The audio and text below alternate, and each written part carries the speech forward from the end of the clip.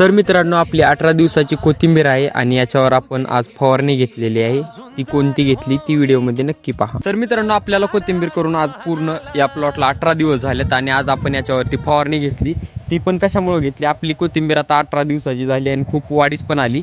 आता 2 दिवसांनी आपण खुरपणार आहे, ठीक आहे. पण त्याच्या अगोदर आपण ना, हे बघा तुम्ही इथं थोडीशी बघू शकता, थोडेसे पिवळे डाग पडत आहेत. म्हणजे आणखी काय पिवळी पडलेली नाही आपली, पण पडायच्या अगोदरच आपण काळजी घेतली पाहिजे. तर त्याच्यासाठी आपण ना एक टॉनिक वापरलंय आणि एक बुरशीनाशक एक वापरलंय, ठीक आहे, आणि एक कीटकनाशक वापरलंय.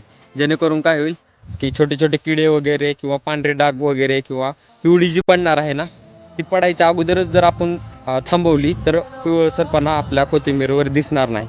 तर आम्ही ही फवारणी ना 18व्या दिवशी घेतली, ठीक आहे. म्हणजे आत्ताच फवारून झाले आणि आत्ताच मी जस्ट व्हिडिओ काढतोय.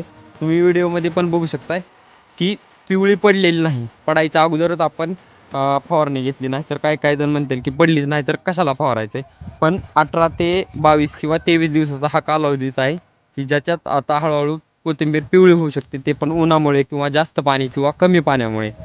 तर आम्ही एवढं नॉर्मलच औषध मारलं, त्याच्यामुळं काय एवढं नाही. मी तुम्हाला फोटो पण दाखवतो. हे औषध मारलेलं आहेत आम्ही. तुम्ही तुमच्या हिशोबाने घेऊ शकता किंवा हे पण तुम्ही वापरू शकता, ठीक आहे.